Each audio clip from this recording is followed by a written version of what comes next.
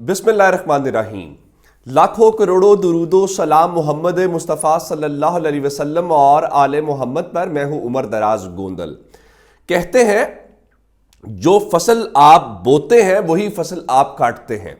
और ये बात शायद हमें समझ ना आती, लेकिन काजी फायज ईसा साहब के मामले में तो ये बात कुछ ज्यादा ही समझ आ गई है। आज जस्टिस एजाजुल एहसन ने जो सुप्रीम कोर्ट में कर दिया है, मेरे ख्याल से काजी फायज ईसा साहब के लिए इससे बड़ा कोई धचका नहीं हो सकता।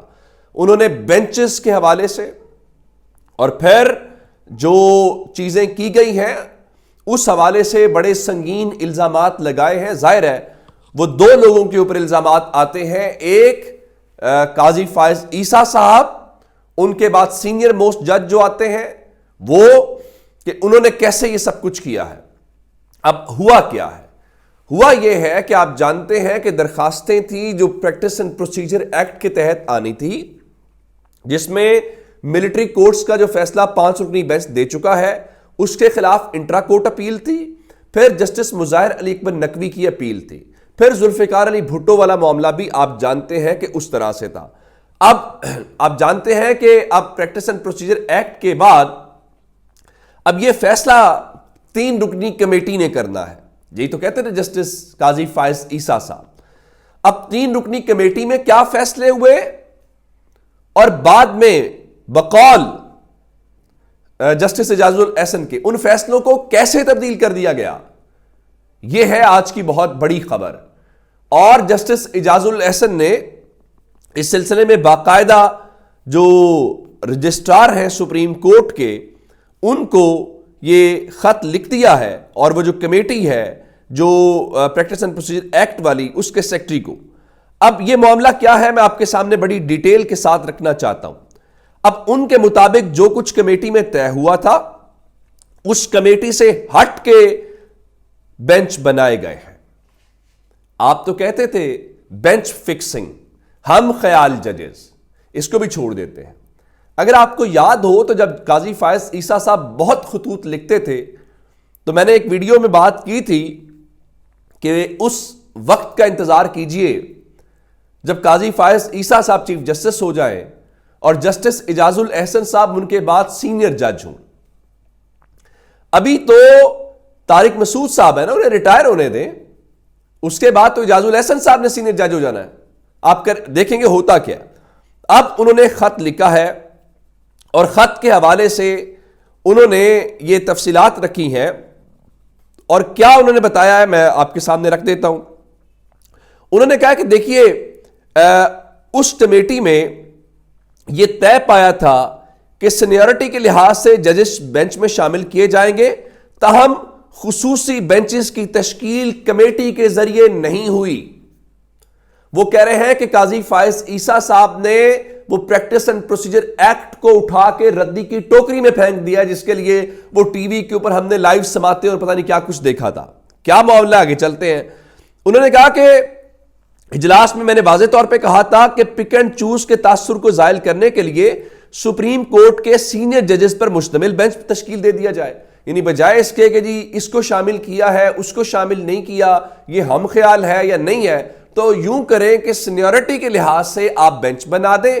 अगर मिसाल के तौर पे सीनियरिटी पे जो नंबर 2 आता है या नंबर 3 आता है, इनमें से कोई कहता है कि जी मैं इस बेंच पे नहीं बैठना चाहता या मैं इस वजह से नहीं बैठना चाहता, तो अगर जो सीनियरिटी पे नंबर 2 है वो नहीं बैठते तो उनकी जगह पे नंबर 3 बैठ जाए।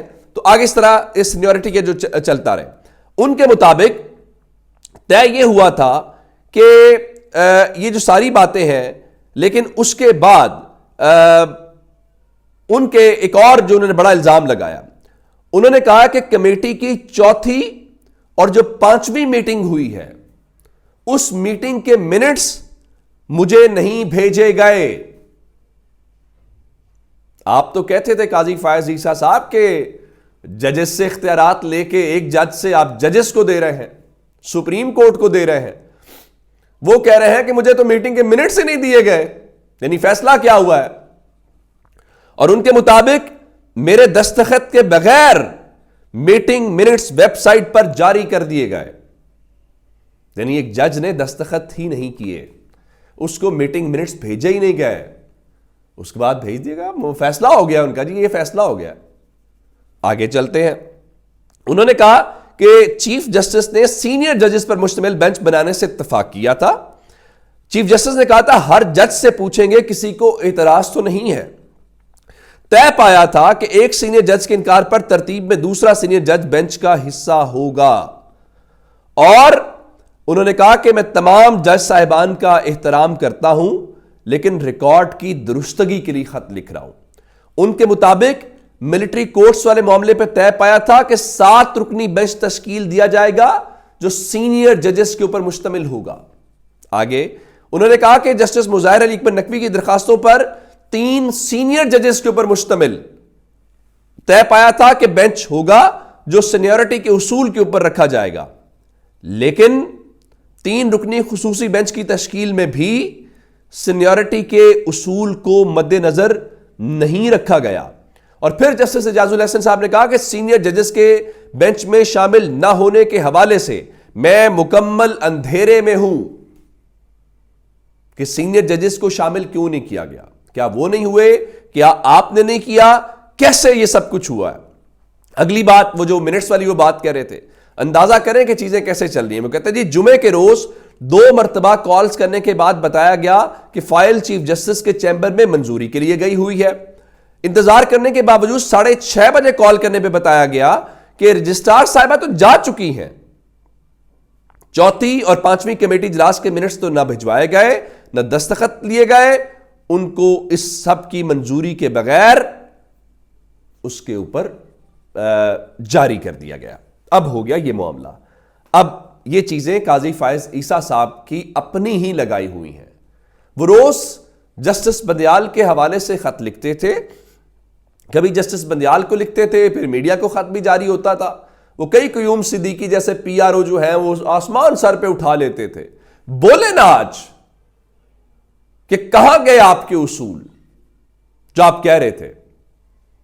और फिर कभी वो सदर को, कभी बंदियाल साहब को, कभी कोई। अब खत वाला मामला है, ये आपका अपना म्यूजिक है जो आप बजाते थे, अब उसको फेस करें। अच्छा, अब नवाज शरीफ वाला मामला है। मैंने आपके सामने आज भी रखा चीजें क्या हो रही हैं क्या नहीं हो रही, क्योंकि काजी फायज ईसा साहब ने एक ही खुद नोटिस आज लिया है नवाज शरीफ के रास्ते की रुकावट दूर करने के लिए। तो बलूचिस्तान अवामी पार्टी जो है वो तो बगावत करती नजर आ रही है। एक तो आज भी अतर मिनल्ला साहब ने कहा कि इलेक्शन 8 फरवरी को होंगे, जो शुकूक व शुबहात की बात करे वो तौहीन अदालत और इस किस्म की। लेकिन अब अगर एक सेनेटर जो है वो टीवी पे कहे कि उन्हें फिलहाल इलेक्शन होते हुए नजर नहीं आ रहे, दिनेश कुमार जो है नईम अशरफ भट्ट को इंटरव्यू दिया है, तो उसमें मेरी क्या गलती है? क्या ये मैं आपको रिपोर्ट ना करूं कि बलूचिस्तान अवामी पार्टी का ये है कि फिलहाल इलेक्शन होते नजर नहीं आ रहे? वो कहते हैं जी हमें बलूचिस्तान वालों को इल्म गैब से पता चल जाता है, पत्थर पर लकीर वाली बात नहीं है। और एक और बात उन्होंने की है जो नवाज शरीफ के अरमानों का खून करने वाली बात है, और नवाज शरीफ साहब को बाय बाय कह दें। वो क्या है? उनके मुताबिक जो नवाज शरीफ वजारत उज़्मा वाला सोच रहे हैं शायद चीज़ें वैसी नहीं होंगी। उनके मुताबिक उन्होंने कहा था कि मैंने पहले भी बताया था कि निगरान वज़ीर आज़म का कुर्रा किसी छोटे सूबे से निकलेगा, तो उनका इस बार भी जो मुल्क का वज़ीर आज़म भी आएगा बलूचिस्तान समेत किसी छोटे सूबे से आएगा। तो अब देखते हैं ये ऊंट किस करवट बैठता है। अपना बहुत सारा ख्याल रखिएगा। खुदा हाफिज।